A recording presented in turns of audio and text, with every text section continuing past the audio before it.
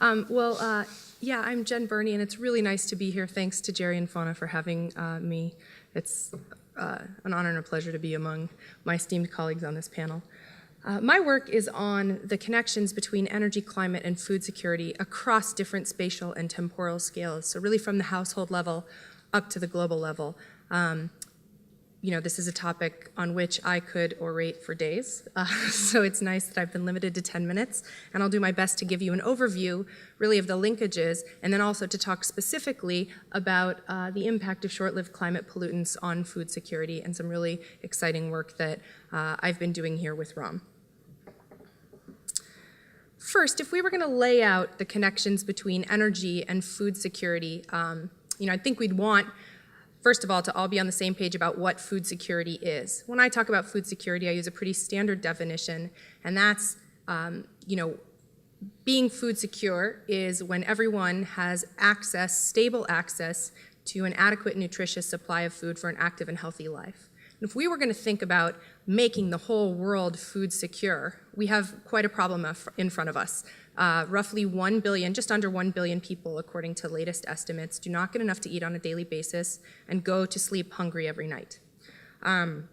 So there's a formidable challenge talking about the bifurcations in the world. We have, sort of this 1 billion that isn't eating enough as well when we think about this.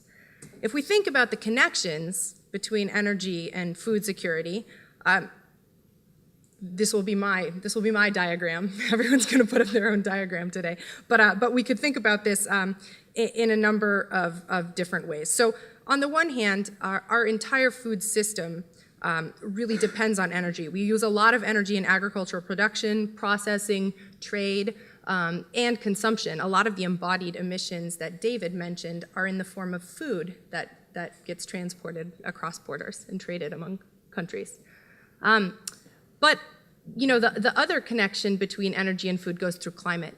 And that's our energy use is creating emissions of all different sorts. I'll go through this in a minute. And those emissions and the climate changes that they are causing have severe and detrimental impacts on our food supply, our ability to produce food. If we were going to be honest about this cycle, we'd have to go through the other way. Now, we are using a lot of food now to produce energy. For the first time in 2011, more of the US's corn production went to biofuels than to livestock feed.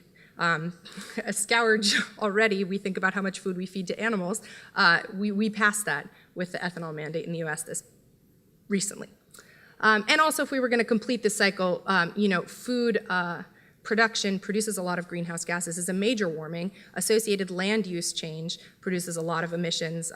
So when we think about the food, forestry, land use sector, that's roughly a third of our emissions.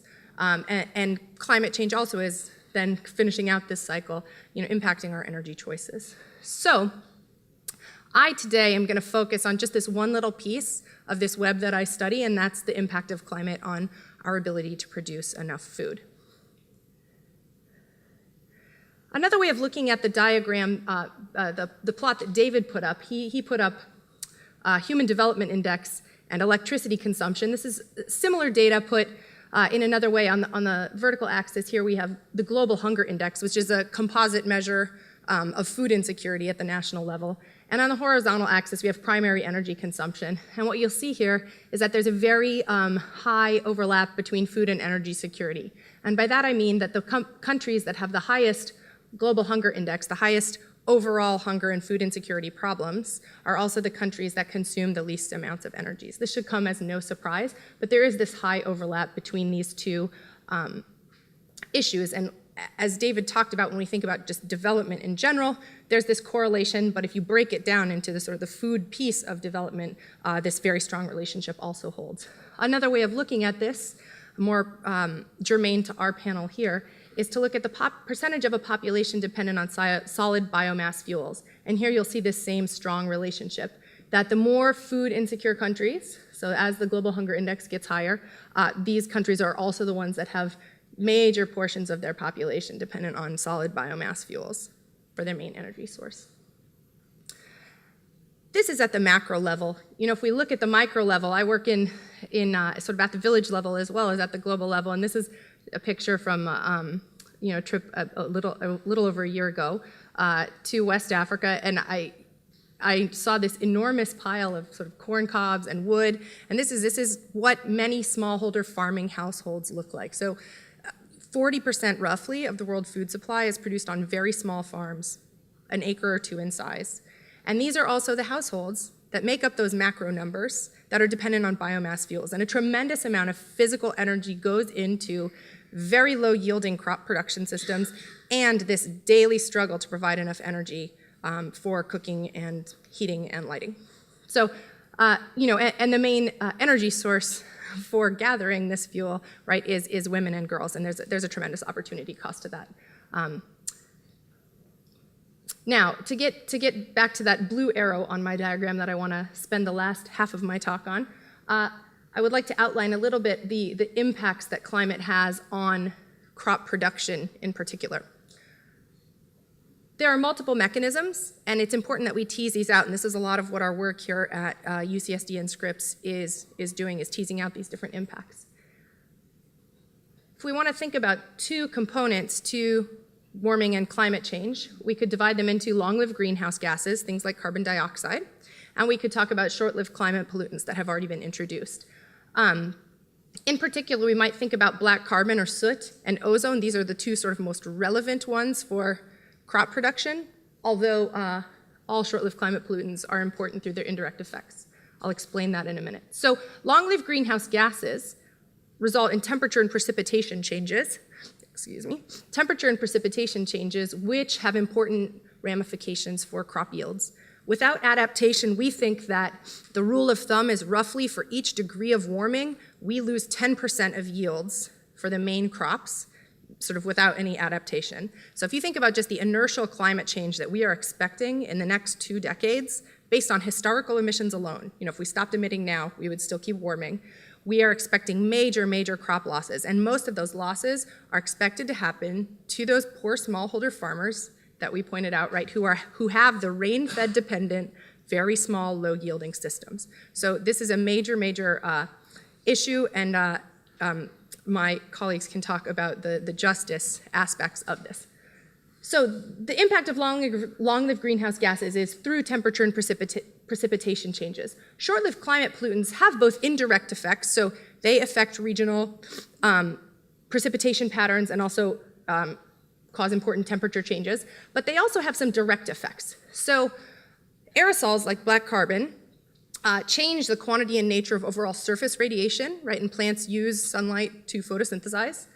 And ozone in particular is very toxic to plant growth. So there's some direct impacts from short-lived climate pollutants in addition to the indirect impacts. There's a third pathway for impact, and that's through melting of snowpack and glaciers and negative impacts on overall water availability. I'm not going to talk about that for a minute, but there is work here that we are doing on that. If you look at India, to just focus in on one piece of the world for the rest of my time, if you look at where wheat, for example, is grown, this is the same state, Uttar Pradesh that Ram showed in his plot, right, is the hotbed of some of the hotbed of wheat production in India and the world. And if you look, this is a place with tremendous pollution, so the aerosol optical depth is roughly an indicator of how many aerosols are in the column, so things like black carbon, things like soot. And if you also look, it's just at ozone modeled, this is modeled ozone, not measured, but it's very high ozone concentration area as well. So India is a good place to look for the effects of these pollutants and to try to tease out the different components of climate change on agriculture.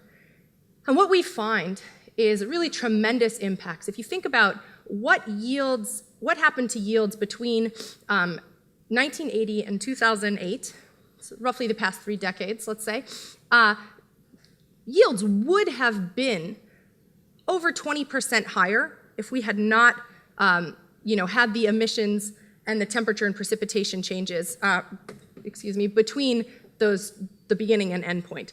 And the majority of that, so over 18% of that, is due to the pollution side of it. It's a direct impact of ozone predominantly. And then, the rest of it, 3 to 4%, is the climate change piece of it, the temperature and precipitation change. So there's tremendous potential here for large food security co-benefits to attacking SLCPs as part of this problem. We talk about the global importance of doing this for climate change and for avoiding catastrophic warming, but there's also a real obvious food security benefit to be gained in the short term by adopting this strategy. Very briefly, other studies have looked out into the future and have come up with similar numbers, 20% relative yield loss over these kinds of time periods. And looking into the future, we expect very, very big losses in these sort of orange and red areas, again, areas that are already food insecure. My last slide. These are, it's nice to talk about co-benefits in agriculture and in food security. If you think about a place like India, as you all know, in 2007, 2008, we had a big food price spike. This is showing real food prices over the past, 2 decades.